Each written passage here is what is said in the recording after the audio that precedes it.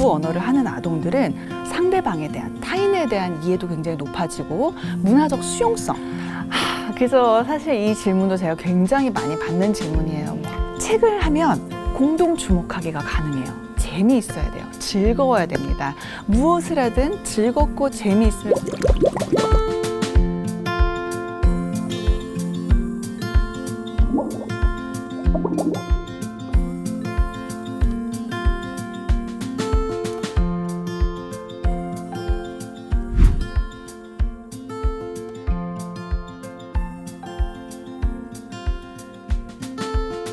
많은 연구를 통해서 또 오래된 연구를 통해서 많이 밝혀지긴 했죠. 근데 사실 저희가 뭐 학문적으로나 또 보기 좋게 얘기를 하려면 국제적으로 뭔가 역량을 갖춘 이제 글로벌 인재로 성장할 수 있다. 이렇게 어렵게 말을 할 수는 있는데 사실 아동 하나하나를 바라봤을 때는 두 언어에 노출된다라는 것은 굉장히 좋은 영향이 있습니다.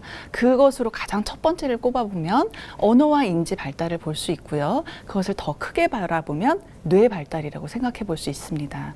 저희가 사실은 최근에 밝혀진 것들인데요. 인간의 어떤 전두엽의 기능이 굉장히 중요성이 부각되고 있습니다. 이 전두엽의 기능에는요, 여러 가지 기능이 있는데 첫 번째로는 어떻게 보면 자신의 목표, 과제를 어떤 수행하는 데 있어서 자신의 목표가 있겠죠. 근데 방해 요소가 오더라도 절대 거기에 지지 않고 열심히 목표를 향해 달려가는 어떤 능력입니다. 그것을 저희가 inhibition, 어떤 억제를 하고 자기가 주의 집중, attention을 해서 자기가 잘 갈 수 있는 능력이겠죠. 두 번째로는 과제를 할 때 언제나 한 가지의 규칙만 있는 것은 아닙니다. 두 가지 이상의 규칙이 주어질 때도 있어요. 예를 들면 왼쪽에는 뭐 큰 구슬을 넣고 왼쪽, 오른쪽 병에는 작은 구슬을 넣어라. 그런데 선생님이 땡 하고 소리를 내면 규칙을 바꿔야 돼. 그래서 굉장히 인지적 유연성을 유도하고 굉장히 필요로 하는 어떤 과제입니다. 규칙이 두 개였지만 갑자기 어떠한 신호를 받으면 또 바꿀 수 있어야 되고 또 바꾸는 어떤 shifting이라고 저희가 표현을 하거든요.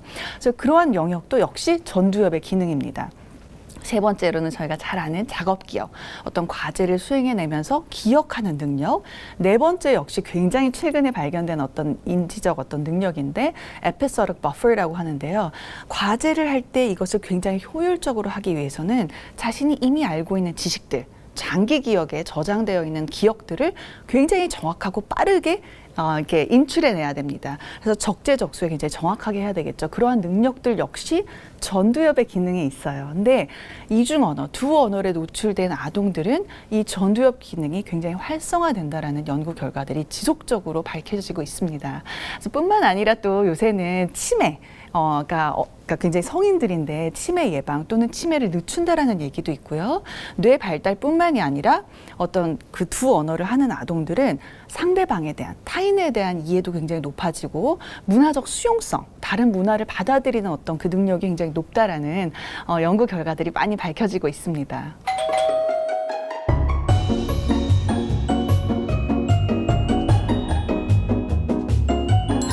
사실은 두 언어를 잘하려면 많은 요인들이 있겠죠. 정말 많은 것이 필요하겠지만 크게 두 가지를 나눠서 생각을 해보면 첫 번째는 아동의 입장에서 동기부여입니다.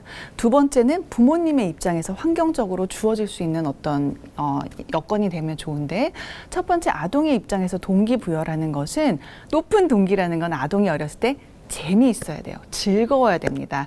무엇을 하든 즐겁고 재미있으면 그 사람을 이길 사람이 없다라고 하죠, 저희가. 그렇게 되면 아동이 그 몰입도가 굉장히 높아지고 주의 집중력과 몰입도가 높아지면 학습 효과는 당연히 극대화됩니다. 그래서 아동의 입장에서는 동기부여가 확실해야 되고요. 두 번째, 이제 부모님 입장에서 아셔야 될 것은 언어 발달의 특징에 대해서 잘 이해를 하고 계셔야 돼요.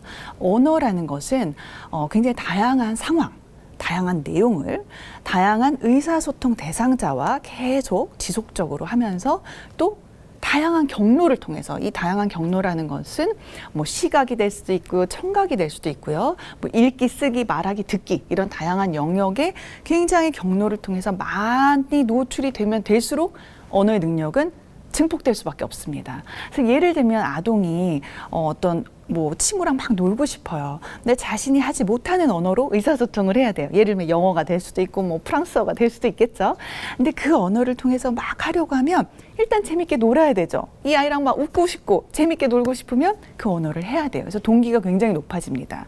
그런데 거기서 끝나는 것이 아니라 동기도 높은데 학교에 이제 가서 예를 들면 다른 뭐 내용을 배운다거나 또는 자기가 배워야 되는 내용이 뭐 과학도 있을 수 있고 수학이 될 수도 있고 뭐 체육, 미술 여러 가지 내용이 있을 수 있어요. 그럼 그 내용마다 사용되는 어떤 어휘와 표현들은 또 다릅니다. 그게 같은 영어가 아니에요. 그래서 굉장히 달라지기 때문에 다양한 내용을 다양한 의사소통 대상자, 즉 뭐 선생님이랑도 얘기하고 친구랑도 얘기하고 뭐 또래 언니, 오빠, 뭐 형이랑도 얘기하면서 이것을 연습해 나간다면 그 언어의 능력은 굉장히 올라갈 수밖에 없습니다. 그러니까 하이 모티베이션과 이제 다양한 상황에서 다양한 어떤 모드, 읽기, 쓰기, 말하기, 듣기를 통한 연습이 계속 되어야 할 것이고요. 근데 이제 여기서 가장 중요한 것이 있습니다. 부모님들이 우리 아이가 두 언어를 완벽하게 동등하게 뭔가 perfect bilingualism을 굉장히 원하시는데 그러한 것은 굉장히 인위적인 생각입니다. 물론 두 언어를 굉장히 잘할 수 있죠. 그렇지만 이제 언어학, 어떤 제 입장에서 학자로서 말씀을 드리자면 또 임상에서도 그렇고 저 자신도 저는 사실은 3개 국어를 이제 굉장히 유창하게 하는 사람인데 때때마다 다 달라요. 가만히 생각을 해보면 각 언어를 이제 2개의 언어, 뭐 한국어와 영어라고 생각을 해보면 한국어가 사용되는 어떤 상황, 그리고 영어를 또 사용해야 하는 상황, 또는 그 내용, 어떤 내용도 달라지고요. 그 상황이라는 건 내용이거든요. 또는 그것을 사용해서 의사소통해야 되는 대상자가 정말 동일하기는 굉장히 어렵습니다. 굉장히 인위적인 어떤 상황이에요. 그렇기 때문에 그러한 상황을 기대하고 어떤 목표를 잡는다기보다는 아동의 어떤 일상생활에서 굉장히 자연스럽게 이 두 언어가 뭔가 노출이 되고 두 언어가 굉장히 중요도를 갖게 되면 아동은 반드시 두 언어를 유창하게 배울 수밖에 없습니다.